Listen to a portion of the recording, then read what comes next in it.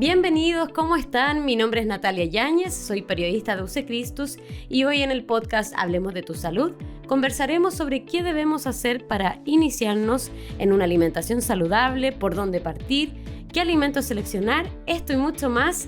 Lo conversaremos con la doctora Valentina Serrano, quien es nutrióloga de nuestra red de salud.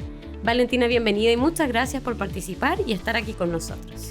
Hola Natalia, muchas gracias por la invitación. Para mí es un gusto estar acá contigo hablando de este tema tan importante.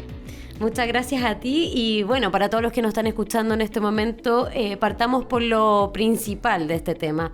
¿A qué nos referimos con tener una alimentación saludable? En general, y como las líneas más importantes, es que nos referimos a tener una alimentación equilibrada, que incluya distintos tipos de alimentos, ojalá alimentos de origen natural, evitar ultraprocesados, lo que no tenga ingredientes, ¿cierto? Lo que sea como único y de la naturaleza.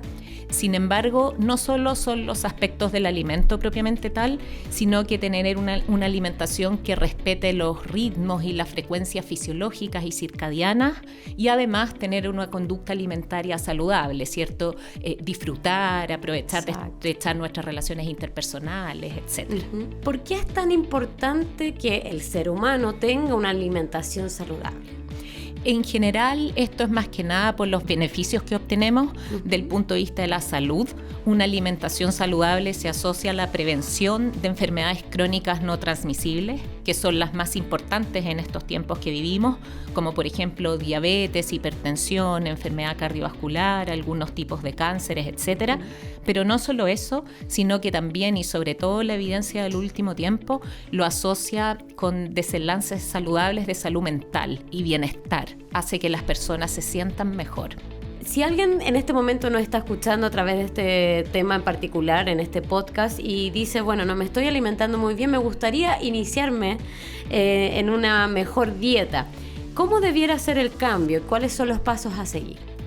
El concepto más importante ahí es que todos los cambios debieran ser paulatinos, o sea, de a poco, paso a paso, haciendo pequeños cambios. En general, lo que nosotros le recomendamos a las personas es partir, por ejemplo, un día a la semana o una comida dentro del día o hacer reemplazos en algún tipo de alimentos.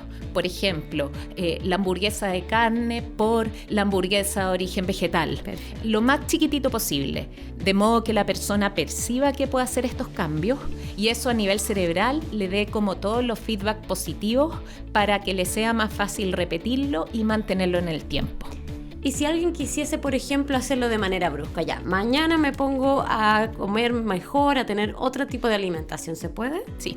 Las personas en general hay de todo, entonces hay personas que les gusta hacer cambios bruscos y claro, muchas veces funciona 2 días, 3 días, una semana, 2 semanas, pero esos cambios tan bruscos es muy difícil sostenerlos a lo largo del tiempo y por eso es que es mejor hacer el cambio paulatino en que nos aseguramos que esto va a poder ser sostenido. Pienso ahora, se me ocurre esto en este cambio, que pudiese ser que a lo mejor las personas digan, ¿sabes qué? No me siento tan saciado, tengo hambre con este cambio. ¿Puede ocurrir esos tipos de sensaciones? Sí, puede tener que ver con 2 cosas. Uno, con la percepción de que si antes comíamos alimentos muy pesados, ultraprocesados, ahora al comer más sano es como muy livianito, por decirlo de alguna manera. Y lo otro es que puede ser que las personas efectivamente empiezan a comer menos cuando no saben bien qué elecciones hacer y que esa sensación de hambre sea real. Al decidir tener una alimentación saludable, ¿cuáles son los grupos de alimentos que deberíamos consumir a diario?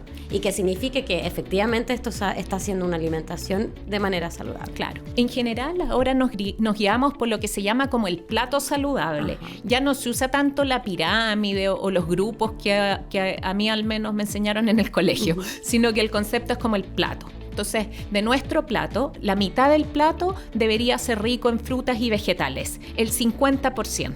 Un cuarto, vale decir el 25%, alimentos ricos en proteínas que nos den como la estructura para poder funcionar. Estas proteínas pueden ser de origen animal, como por ejemplo carnes magras o pescados, o vegetales, como las legumbres y algunos cereales integrales. Y el otro cuarto, digamos, el otro 25%, el grupo de los cereales propiamente tal, que debieran ser ojalá de origen integral, arroz integral, quinoa, trigo burgol, etc. Y a eso ponerle un poquito de grasas saludables, aceite de oliva, palta, aceitunas y semillas, frutos secos, claro, etc., para hacerlo más rico y nutritivo. Para las personas que no tienen esta costumbre de consumir estos alimentos, ¿qué le podrías recomendar tú para tener una dieta equilibrada?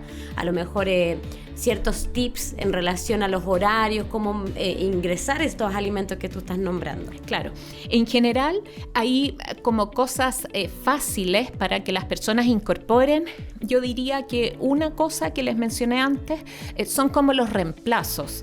A veces una persona, por ejemplo, que le gusta mucho comer dulces procesados y que le cuesta dejar los dulces, una alternativa de transición es empezar a hacer estos mismos dulces en la casa. Ya, más casero. Más casero. Lo casero siempre va a ser mejor que lo comprado. Entonces la alternativa de los reemplazos es como una alternativa fácil. Lo otro es empezar a incorporar alimentos nuevos que no hayamos probado. Dentro de nuestro mismo como pool de alimentos habituales, incorporar uno nuevo. Una fruta, una verdura, una proteína, etc.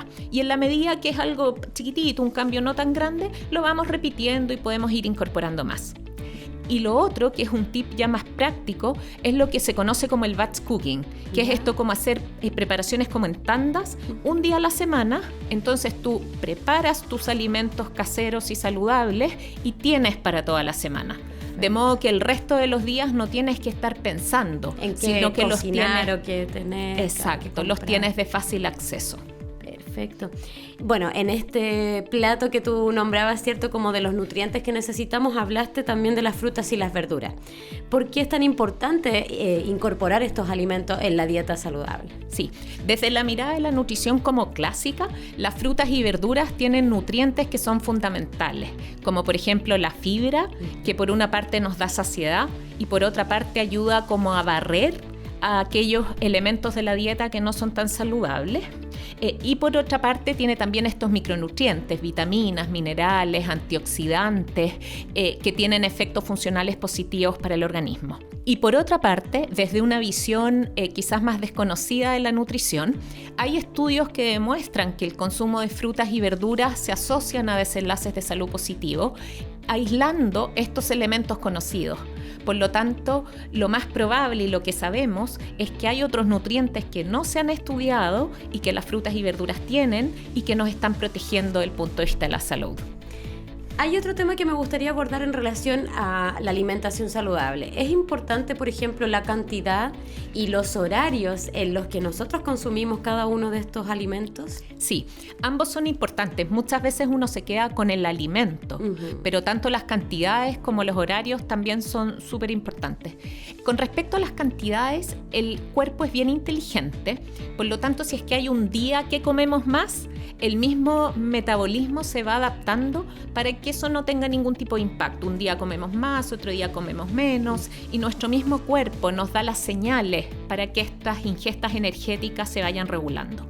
Sin embargo, si en el largo plazo tenemos una ingesta excesiva, por ejemplo, porque tenemos una mala gestión de emociones, ansiedad, y eso nos lleva a comer más, esto claro que va a tener repercusiones en salud en el largo plazo.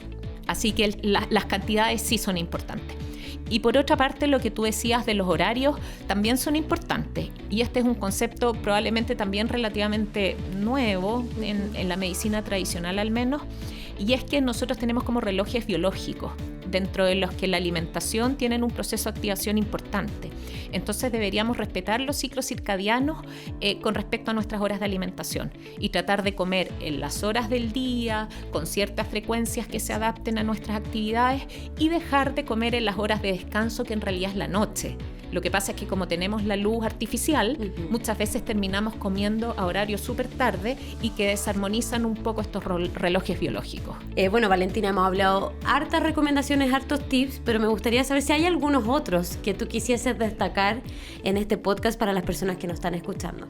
Sí, quizás complementar y reforzar el concepto de evitar los ultraprocesados, que son todos estos alimentos que vienen envasados básicamente, y reemplazarlos por alternativas caseras, caseras. Ese es un tip quizás relativamente fácil de implementar y seguir. Lo segundo es involucrarnos 100% con nuestra comida.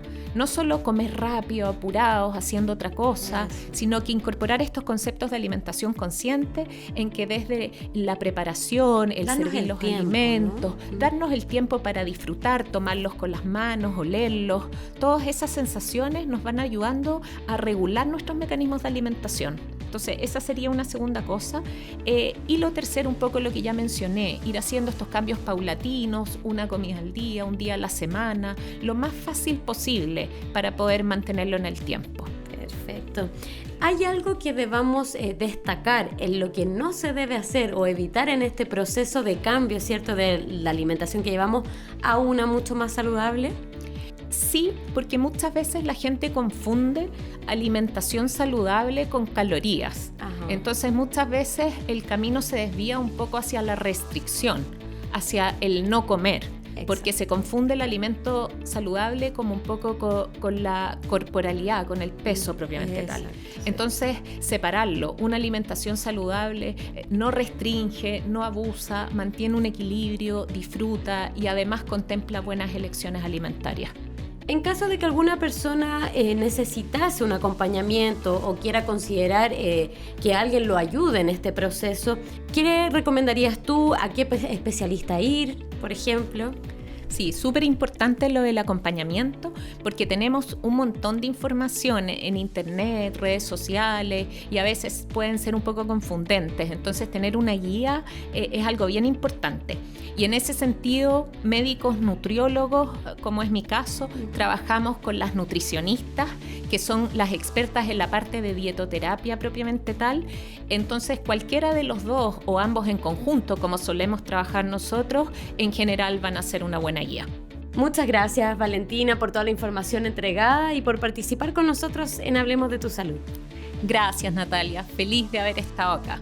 Si necesitas consultar con un especialista y tener un acompañamiento en este cambio en tu alimentación, reserva una hora con nuestros nutricionistas o nutriólogos a través de usecristus.cl.